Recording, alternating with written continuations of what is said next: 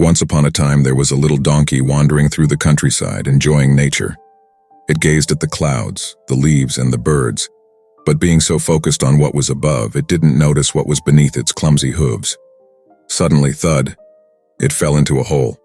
Fortunately, the pit wasn't very deep and it didn't get hurt. However, it was deep enough to trap him. He tried to climb out but only exhausted himself.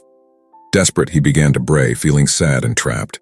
He was on the verge of losing hope when he saw someone looking down at him. It was a messy, dirty little boy, but with a huge smile.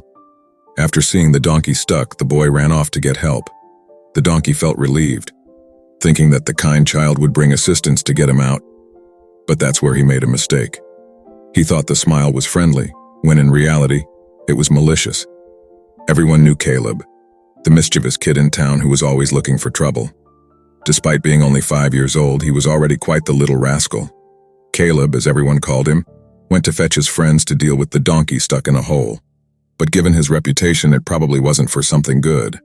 "Look at this silly donkey, can't get out of the hole it got itself into," Caleb exclaimed as he threw dirt in the donkey's face. "I've got an idea, let's go get my dad's shovels and bury this big-eared fellow." Caleb's friends exchanged glances. None of them wanted to do something so mean. They went to grab shovels and anything they could use to fill the hole. When they returned, they were about to start. However, Finn, one of the group's friends, spoke up with a shaky voice. "I don't want to do it. I'd rather go home." "Are you a coward or something?" Caleb shouted at Finn, making chicken noises, encouraging the rest of the group to mock him. The boy's cheeks turned red with embarrassment. He couldn't stand being called a coward. So he snatched the shovel from one of his companions and was the first to start throwing dirt. Some kids, including Finn, did it out of fear of becoming the target of ridicule. They tried to throw as little dirt as possible, hoping that the others would regret it and leave the donkey alone. But there were a few, led by Caleb, who not only enjoyed tossing dirt but also aimed it at the donkey's face. Meanwhile, the donkey was moving back and forth to keep the dirt out of its eyes. But the kids kept throwing more and more dirt, trying to humiliate it and cause harm. The hole was filling up, but the clever animal wouldn't let itself be buried. Each time the level rose, it would place its hooves on the thrown dirt, creating improvised steps to get closer to the surface. After a while of maneuvering in the hole and using the dirt as steps, the little donkey was finally close enough to the surface to take a leap and free itself. The kids were impressed at first, but their amazement turned to fear when the donkey started chasing them through the field, especially Caleb, who came home with a big hole in the back of his tattered pants due to a bite from the enraged donkey. This story leaves us with several important lessons. First, like the donkey, we all face problems in life and sometimes encounter criticism and attacks. We have two options. We can feel like victims and let ourselves be buried by criticism, or we can take that criticism as steps to surpass ourselves and demonstrate our potential. Secondly, Caleb teaches us that harming others sooner or later affects us ourselves. He also shows us that happy people do not seek to hurt others. Thirdly, Finn represents those who do things they know are wrong just to fit in with others. However, it's important to remember that doing the right thing is brave and wise. In life, we all face tough moments. Courage isn't about avoiding these challenges, but about how we confront them.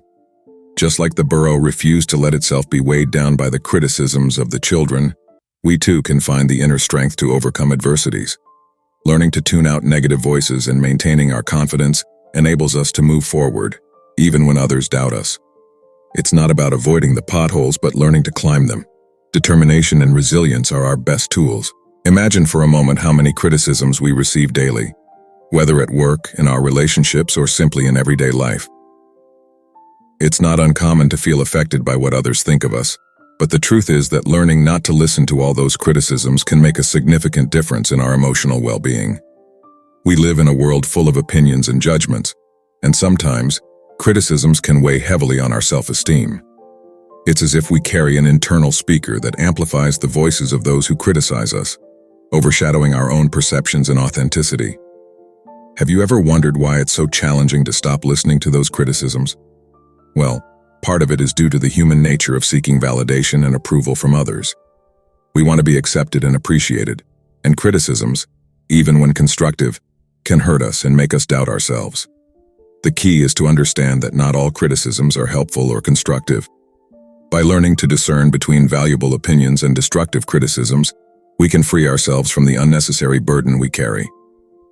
Ask yourself, does this criticism come from a constructive place, or is it simply an expression of someone else's perception? Understanding that criticisms don't always reflect our true worth is an important first step. Have you noticed how others' criticisms affect your self-image? Instead of letting external voices define your worth, consider valuing yourself based on your own standards and achievements. Now, the solution to not being affected by criticisms is not to ignore them completely. It's more of a selective process, consciously choosing which ones deserve your attention and which ones don't. Do you find it difficult to distinguish between useful and destructive criticisms? It's normal, but with practice and confidence in yourself, you can strengthen your ability to filter those opinions. Remember, you are the only person who truly knows who you are and what you're worth. If this story has inspired you, I encourage you to subscribe to the channel and share your thoughts in the comments. Similarly, if you want to discover more valuable content like this, I invite you to watch the story that appears on the screen.